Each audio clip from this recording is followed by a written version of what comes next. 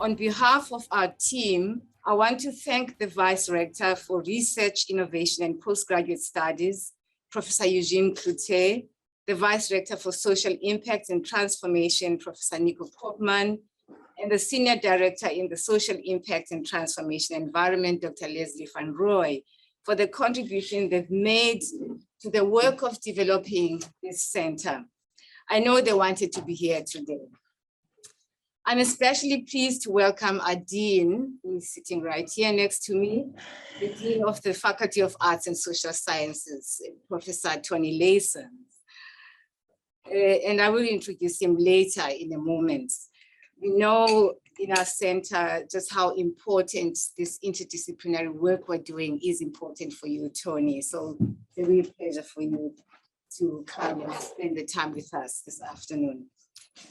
I also want to extend our thanks to our new students, to all our new students, some of whom are here today. We welcome you heartily. We know you will enjoy today. Some of you, in fact, most of you today, are in the visual arts department, and so you have a great opportunity to meet some of the greats in the fields during the break. So welcome to you all. And speaking of our students and the arts, one of our students who is completing her master's in visual arts, Ashley Solomons, she is exhibiting her work from her MA thesis, which is displayed right in front, just outside the door. Please take a moment to browse through that work. She has titled it Gobodo-Madikizela, a community archive, and she describes it as an African heritage archive about sharing stories. So Ashley, I'm sure people want to hear more about that at the end of the events this afternoon. We're very grateful to all these people who donate resources for our students' work and for the contribution they are making to our work every year in helping us to set up the agenda and this kind of program that we're able to do, exploring issues about violence, its traumatic transgenerational repercussions, and the possibility of its repair. Violence has a transgenerational afterlife, living on long after the traumatic events are over and leaving its imprints on individuals, communities, and on institutions affected by it.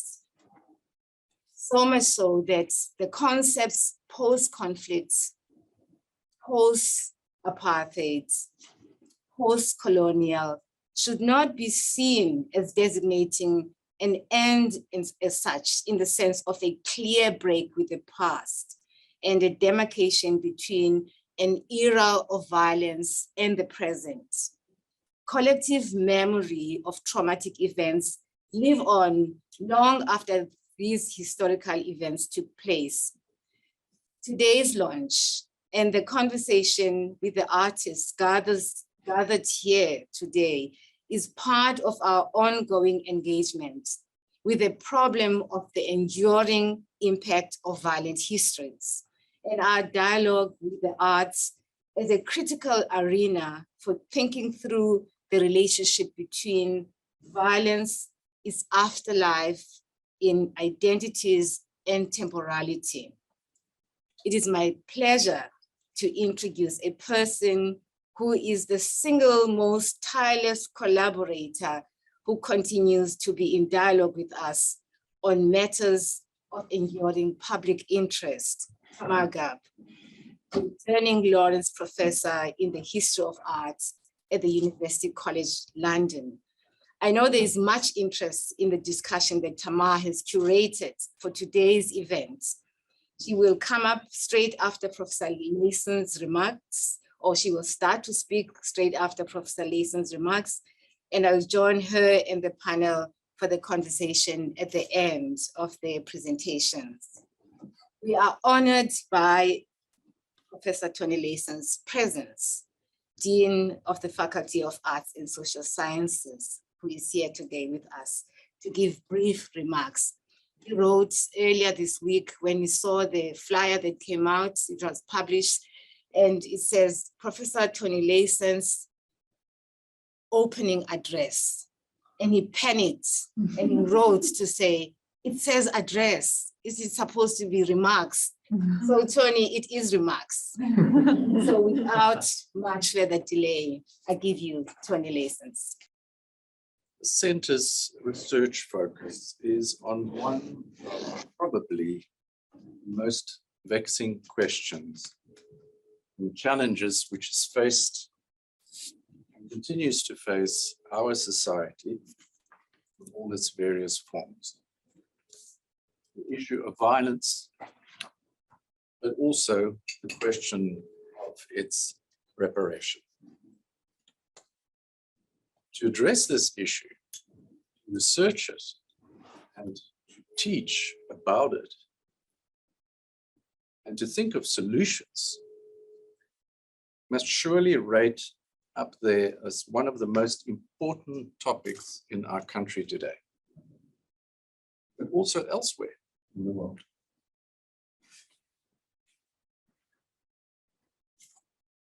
As Prof Pumla has said, we have not made a clean break with our past, in the sense that we can make a clean cut in colonialism, call it post-colonialism, as if it's something that happened and it's gone, post-conflict, and post-apartheid, in the sense that they're behind us and that they can be relegated to the dustbin of history. Looking at them as if there's a disjuncture between the world we live in now, the present, and the past. Indeed, violence and trauma has been passed on from one generation to the next, seemingly, but hopefully not, in perpetuity. We can see in our society that it has taken on a life of an afterlife. It continues many years after the traumatic events are over. And it does so for both the victims and the perpetrators. These events become locked into identity and are shared and passed on in the stories of our communities and families, and as they are represented in the arts, the media, and in our cultural practices. The distinction between reason and emotion becomes blurred in our recollections of these past events, which, as the title of a song written and composed by Jim Steinman, released and performed by Meatloaf, who recently passed away in 1994. He didn't pass away in 1994, he passed away, I think, last month. The song was released in 1994. And the title of the song is "Objects in the Rear View Mirror May Appear Closer Than They Are." We're not alone in having to confront and resolve this.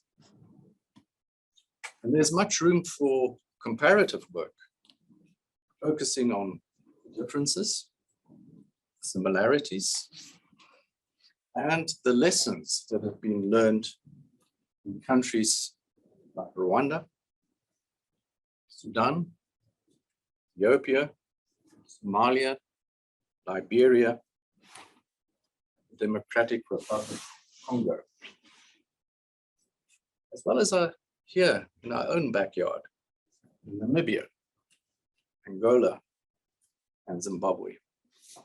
Further afield, we can look towards Latin America, Argentina, and Chile. We can look to the Middle East, Iraq, Syria, and in Southeast Asia, Sri Lanka. Some of these are societies that are still experiencing conflict, and others are in the so-called post-conflict phase. But are they in the post-conflict phase? This is the question. In addition to the understanding of the complexities of the past, which is absolutely essential, importantly, the work of this center, as I understand it, will be focused on the present and the future, on interventions. How do we break the cycle of repetition and the passing on of intergenerational trauma? And crucially, how to bring about healing and reparation, which has resulted from the legacies of these violent pasts. And with that, Prof Pumla, I wish to extend my congratulations, my best wishes to yourself as the director, to all the members of staff, and also the others who've made today possible. And I stand here and also offer you the support of my office in any matters with which I could be, possibly be, or maybe of assistance. I know that the deliberations which will follow today will be productive, challenging, interesting, and rewarding. Finally, thank you very much indeed for inviting me to be here today and to give me the opportunity to share these short introductory remarks with you all this afternoon. Thank you. Professor Pumla, and also to all our panelists and to our audiences, both here in the room and who are joining us from all over the world. We're really delighted to be able to mark the moment of the opening of the centre with a particular focused discussion, and a discussion which speaks, I think, to the bravery and courage of the centre in its capacity to take on issues which do not have simple solutions. And I suppose I wanted to take just a second to reflect on the title of the centre. Both of you have already done so, but I wanted to just spend a moment thinking about the second half. The afterlives of violence and the afterlife of violence is something which I think you've spoken powerfully about and invoked for us the way in which we live in the wake of violence and the way in which the work of violence is never done. We live with its residues, we live with its traces, we live with its ongoing presence. But I love the way that you have chosen this phrase, the reparative quest. We can think a lot about the word repair and the reparative and the care that's involved in the notion of the reparative. But I think the notion of a quest has a kind of wonderful, almost quaint resonance. It's not a word that I've associated with any research center anywhere in the world.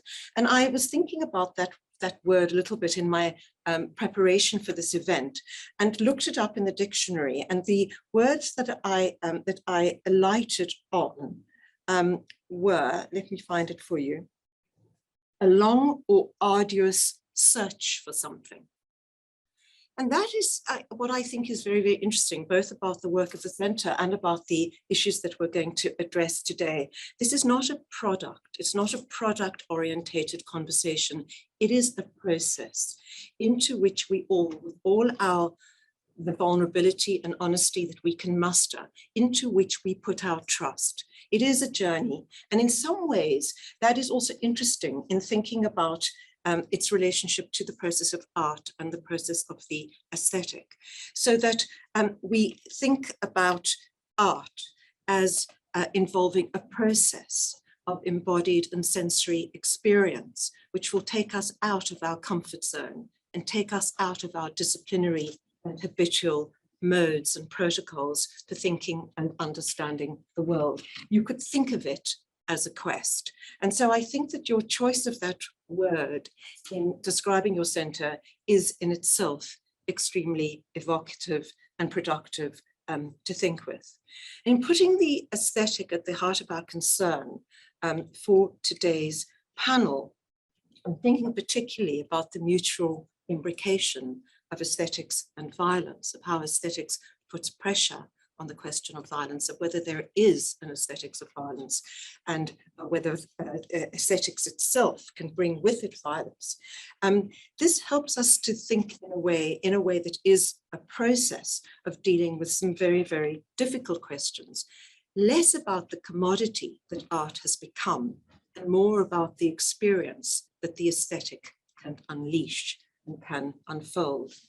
So when we think of the aesthetic, we think of a space outside of the practical and instrumentalized activities and experiences of life. It can be a space through which we can reflect on life and produce knowledge of life, but not through the conventionalized disciplinary protocols of thinking. Instead, it evokes an organization of a sensory, an affective, and an embodied relationship to life through poetic forms, through mediums, through genres, through languages. Art is often touted as a site through which we can express or explore or illustrate past experience and indeed past trauma and violence in particular.